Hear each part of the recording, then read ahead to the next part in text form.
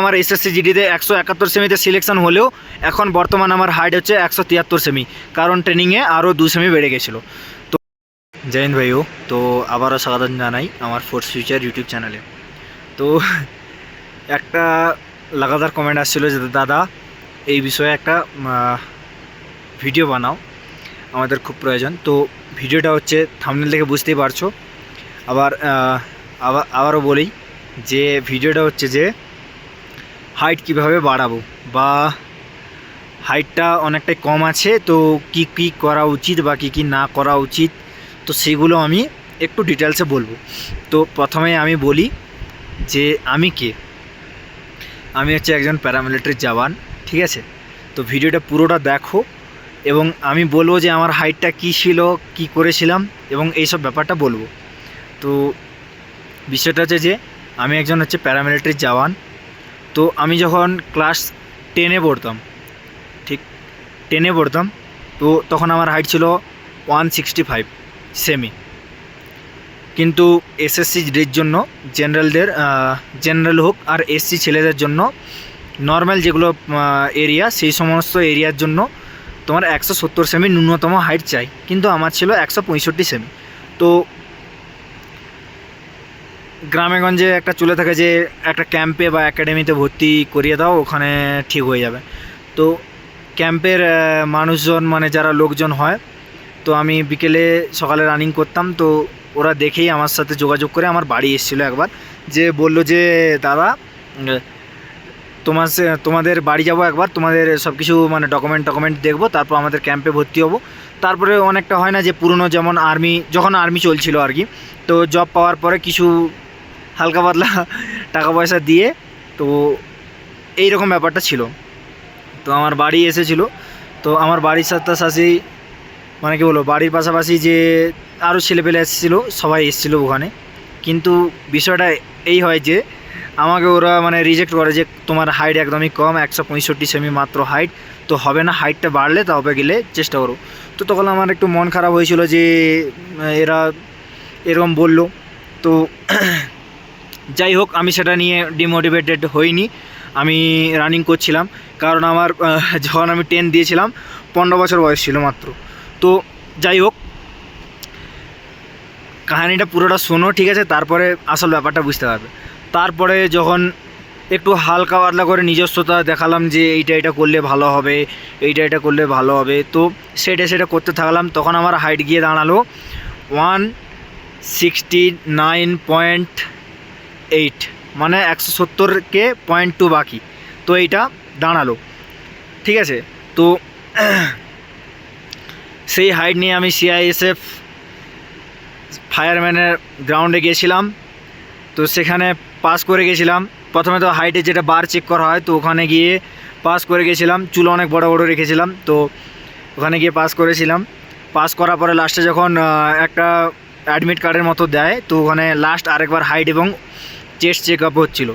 তো ওখানে আমার হাইট ওরা প্রায় তখন চুল বড় যেহেতু ছিল, তো 0.2 সেমি যেটা ছিল সেটা হচ্ছে কভার হয়ে গেছিলো। তো পুরো মাপে 170 ছিল। তো 170 সেমি যখন ছিল, সিআইএসএফের যে অ্যাসিস্ট্যান্ট কমান্ড্যান্ট ছিল, ও নিজে এসেছিলো, দিয়ে বলছে, আমি একদম সিনা তানকে এমনি খাড়া ছিলাম, মানে দাঁড়িয়েছিলাম, ও মাথায় এমনি বারটা লাগানো ছিল, দিয়ে আমার বাড়ি জিজ্ঞেস করছে, বাড়ি, তোমার বাবার নাম কি, তোমার বাবা কি করে, যাতে আমার ভেতরে যে আমি যে হাওয়াটা নিয়ে দাঁড়িয়েছিলাম, মানে যেই হাইটটা বডি এরকম স্ট্রেচ করে দাঁড়িয়েছিলাম যাতে আমি ঝুঁকে যাই, তার জন্য বলছিল। তো তারপরে আমি পুরো একদম বডিতে কোনো একটু মানে জামা কাপড় ছিল না, ঠিক আছে, পুরো একদম জাস্ট একটা ছোটো প্যান্ট ছিল, ওইখানে হাইট মাপা হচ্ছিল।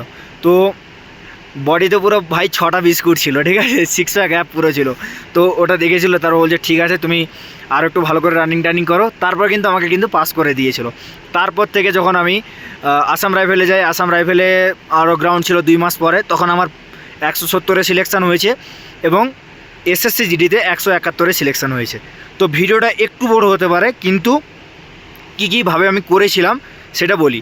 তো এখন আমার এসএসসি জিডিতে 171 সেমিতে সিলেকশান হলেও এখন বর্তমান আমার হাইট হচ্ছে 173 সেমি, কারণ ট্রেনিংয়ে আরও 2 সেমি বেড়ে গেছিলো। তো যাই হোক, আমি কী করেছিলাম সেটা আমি বলছি। তো ফার্স্ট যেটা আমি বলবো, যেটা সংশোধন করা উচিত প্রতিটা ছেলের মধ্যে, সেটা হচ্ছে যে অনেকে মানে ঝুঁকে চলে, ঠিক আছে, বডি ঝুঁকিয়ে চলে আর ঝুঁকে বসে কোথাও, ঠিক আছে, ঝুঁকে কথা বলে। ফার্স্ট এই জিনিসটা চেঞ্জ করতে হবে ফার্স্ট। সেকেন্ড কী করতে হবে, যেটা খাদ্যাভ্যাস চেঞ্জ করতে হবে। খাদ্যাভ্যাস কী কী চেঞ্জ করতে হবে? ভিটামিন ডি জাতীয় খাবার খাবে, নিউট্রি মানে তোমার সয়াবিন, ডিম, ডাল, ঠিক আছে, আর হচ্ছে ফল জাতীয়, কাঁচা ফল জাতীয় বেশি খাবে, আর হচ্ছে যে আনারস, শশা, এই কয়েকটা ফল বেশি মাত্রায় নেওয়ার চেষ্টা করবে, আর দুধও খাবে। এরপরে বলি যে আরেকটা কি চেঞ্জ করবে, দিনে মিনিমাম 8 ঘন্টা নিন নেবে, মানে 8 ঘন্টা ঘুমোবে মিনিমাম, ঠিক আছে, মিনিমাম 8 ঘন্টা ঘুমোতেই হবে। এরপরে বলি 3 নম্বর হয়ে গেল। 4 নম্বর সবসময় নিজেকে মোটিভেটেড রাখবে যে আমার এটা হবে, আমি করতে পারবো। এবারে দেখো যাদের একদমই মানে 1-2 সেমি বাকি আছে, তাহলে তারা 1-2 মাসের মধ্যে এইটা ফলো করে করতে পারো। এরপরে বলি ছেলেদের হোক আর মেয়েদের হোক, সবারই একটা কি হয়, গোল্ডেন টাইম থাকে যেই টাইমে হাইট বাড়ে। তো আমার এত হাইট বেড়েছিল কারণ আমি 15 বছর বয়স থেকে বুঝে গেছিলাম যদি আমি চেষ্টা করি তাহলে হবে না। তাই আমার দেখো এখন আমার 21 বছর বয়স, তো 20 বছর বয়স পর্যন্ত লাগাতার হাইট বেড়েছিল, ঠিক আছে। তো ছেলেদের ক্ষেত্রে মূলত কি হয়, 15 থেকে যখন তুমি 20 পর্যন্ত সবথেকে বেশি হাইট বাড়ার চান্স থাকে, এবং তারপরে হাইট বাড়াটা একটু ধীরে হয়ে যায়, কিন্তু 22-23 পর্যন্ত বাড়ে। এবং মেয়েদের ক্ষেত্রেও কি হয়, এর সময়টা একটু আগে হয়ে যায়, যেমন আমাদের 22-23 পর্যন্ত বাড়বে, ওদের ক্ষেত্রে একটু আগে 2-3 বছর আগে পর্যন্ত বাড়ে, এরপরে আর বাড়ে না। তো এটা মূল বিষয়।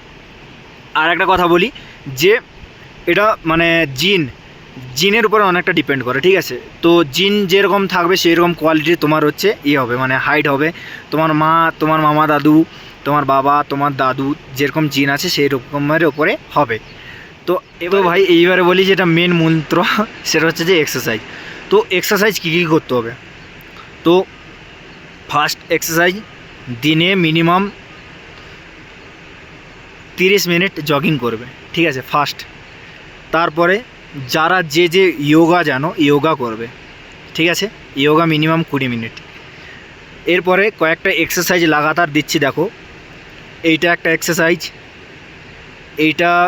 এই এক্সারসাইজগুলো লাগাতার দেখো, আমি ভিডিওটা পজ করছি, ঠিক আছে। তো এই এক্সারসাইজগুলো করবে আরও 20 মিনিট, এইটা পার ডে দুইবার করবে। এরপরে বলি যে পুল আপস পার ডে 10টা 2 টাইমস, পার ডে 10টা 2 টাইম পুল আপস, মানে যেটা বিম ধরে ওপরে খিঁচে বডিটাকে আনে, সেই পুল আপস পার ডে দুটো টাইম করে 10 বার করবে।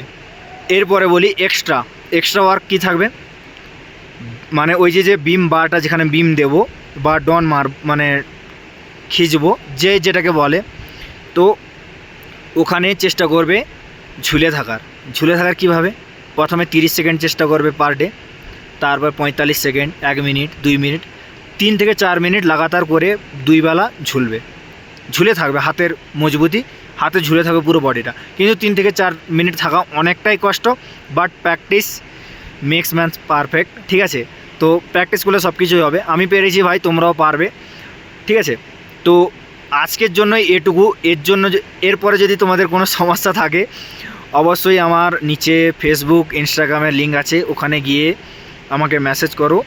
আর যদি যারা নাম্বার চাইছো ভাই, তাদের জন্য দেখো সাবস্ক্রাইব বাটনের পাশে আমার ইউটিউব চ্যানেলে গিয়ে যখন ভিজিট করবে তখন দেখবে জয়েন অপশান আছে, তো জয়েন করে ডাইরেক্ট একটা হোয়াটসঅ্যাপ লিঙ্ক আছে, হোয়াটসঅ্যাপ গ্রুপে যে লিঙ্ক আছে ওখানে গিয়ে ডাইরেক্ট আমার সাথে কথা বলো।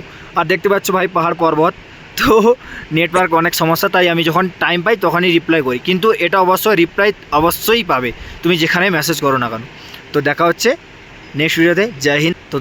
তো সুস্থ থাকো, ভালো থাকো, আর অবশ্যই তোমাদের জন্য ভিডিও লাগাতার আমি আনতে থাকবো, ঠিক আছে।